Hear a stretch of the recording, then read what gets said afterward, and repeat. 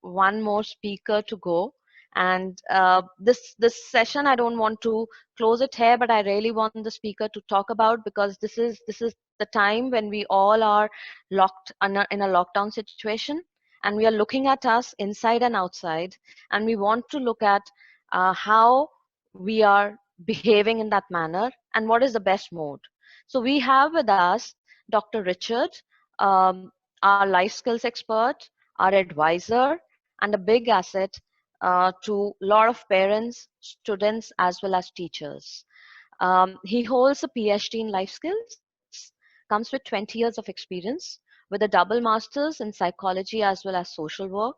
He has worked with thousands and thousands of students, children, parents, and teachers um, in the area of life skills, in the area of counseling, in the area of career guidance.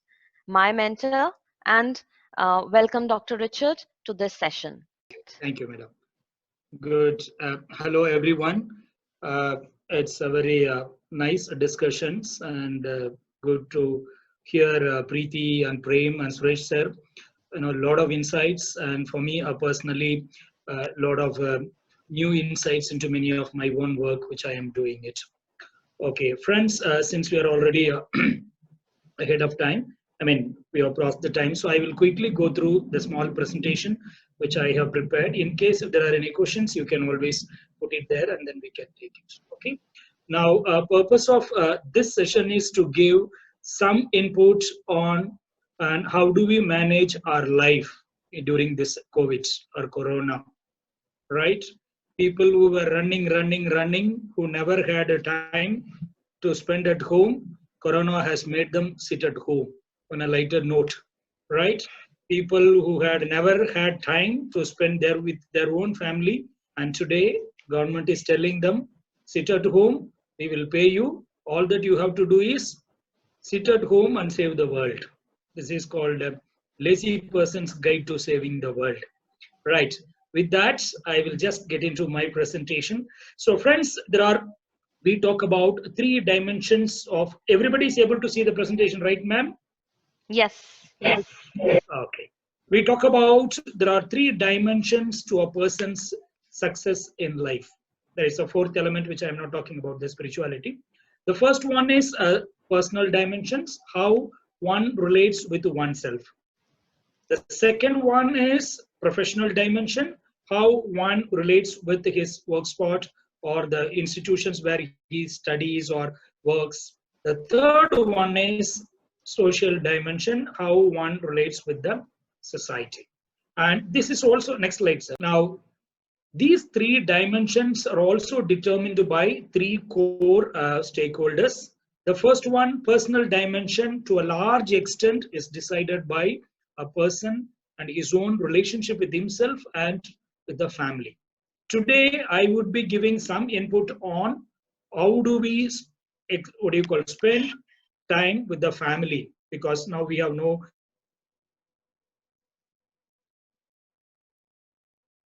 movement to go about. But the second one is the workplace, wherever we go. And third one is the society. Yes, sir. Next slide, please. Now, generally we talk about, these are all three preparatory slides. Then when I get into my core, then I will explain these things in detail.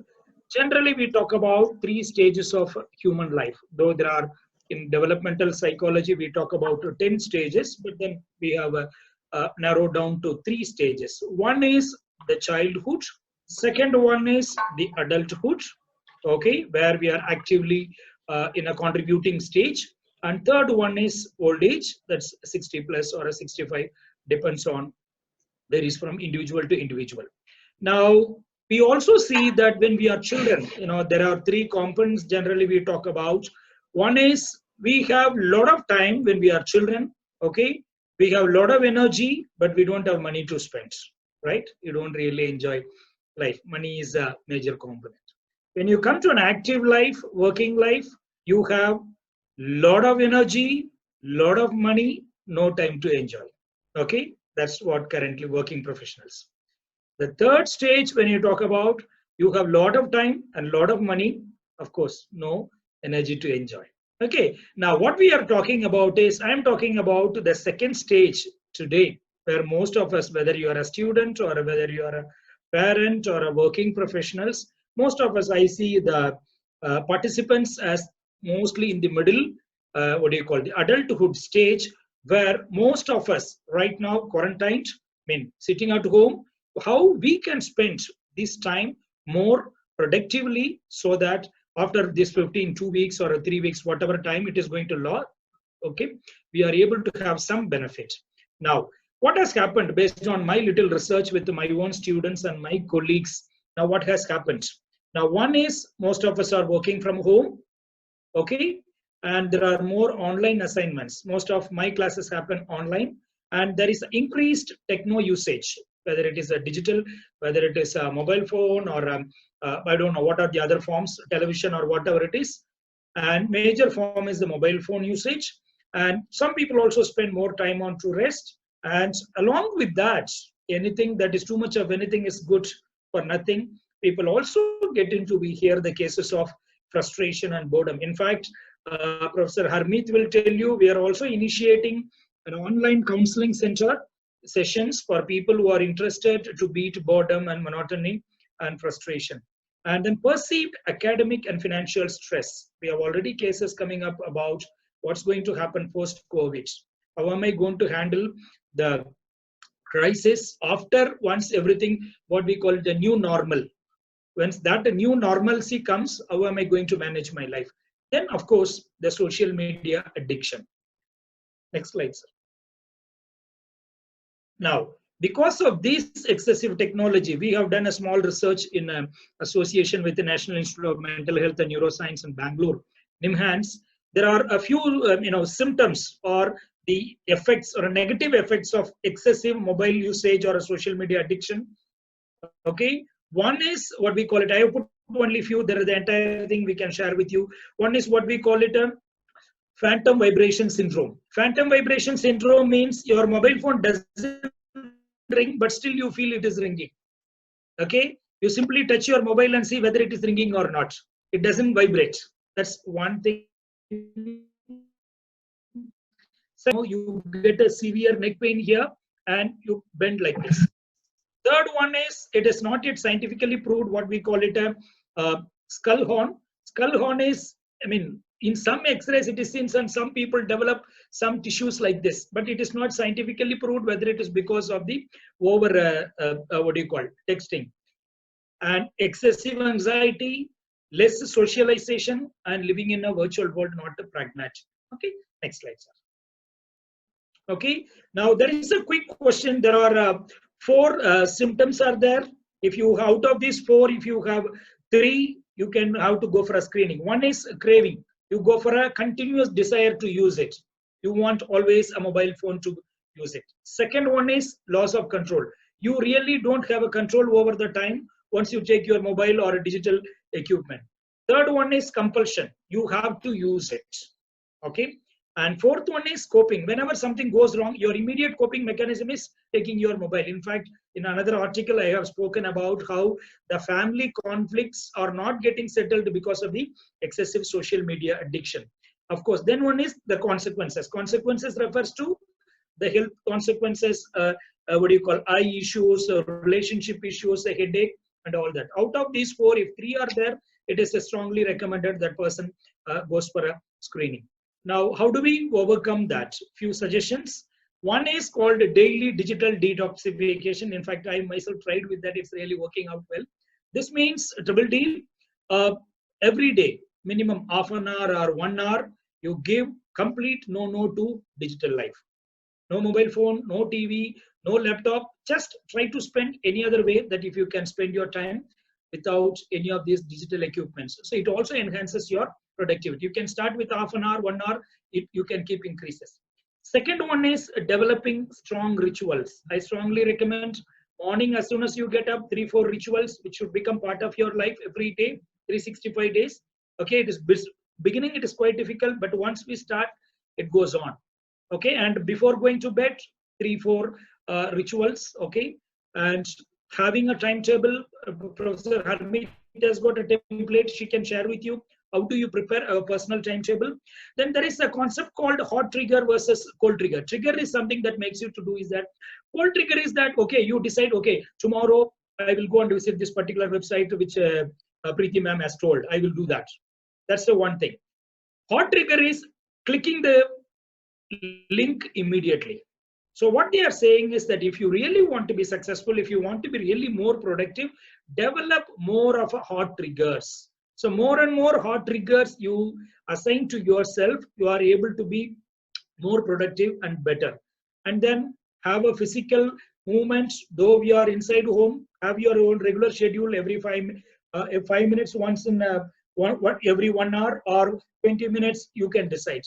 Then there is something called a 5-second rule. 5-second rule is anything that you feel, you have to do it, but you're not able to do it, just immediately take it. 5, 4, 3, 2, 1, start the first thing.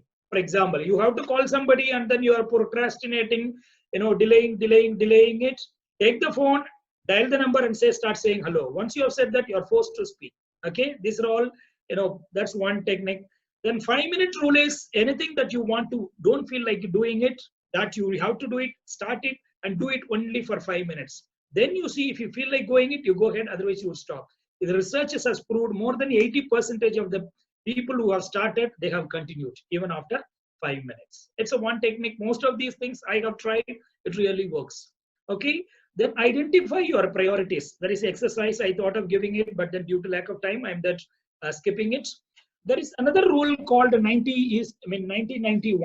That is, for the next 90 days, for the first 90 minutes of your day, productive time, do one thing that is most important for your life.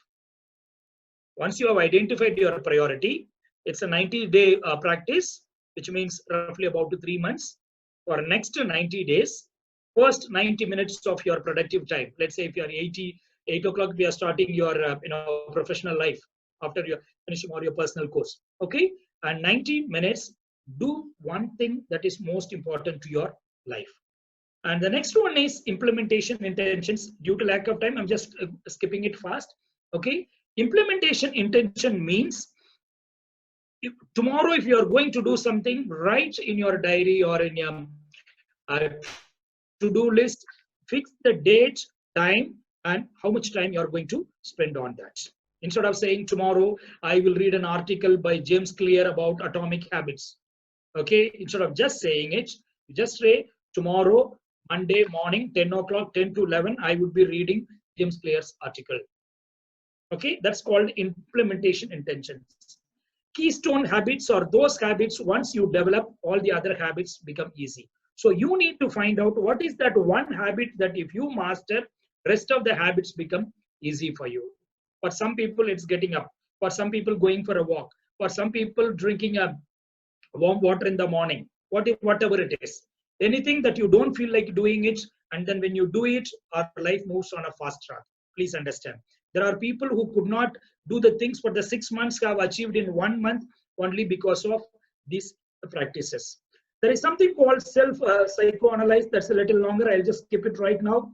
Then there is a called power of habits. Even if you are talented, if you do not have the right habits, our professional life is a total flop. You have seen life. The history is full of people. Nothing is so common as talented people becoming a failure because of not having the right habits. I'll repeat. Nothing is so common in life. It's like a 2 + 2, 4. Okay, nothing is so common in talented people becoming a flop in life because of not having the right habits. So therefore, dear friends, it is your habits that makes your life. There are no successful leaders. It is a successful habits which creates successful leaders. Next, sir. So finally, I will end with this few. Few refers to focus, energy, and willpower. Okay, this is called the Trinity of Success. Very powerfully practiced by many of the successful people. Okay, have always a focus and always have an energy. Always have the willpower.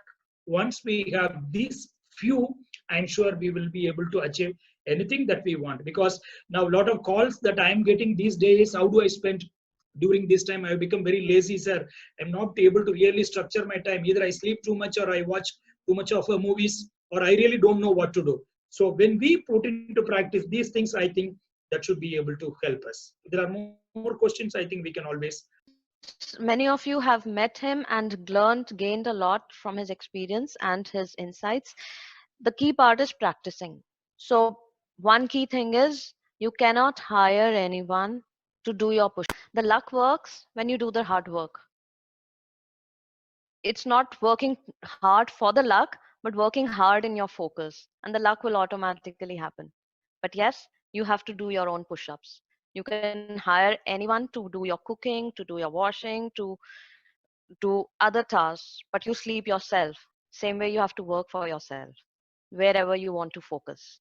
So, with that, we thank you, all the speakers, Preeti, Shri Prem, Mr. Suresh, Dr. Richard, for the wonderful insights, lot of learning, and lot of takeaways.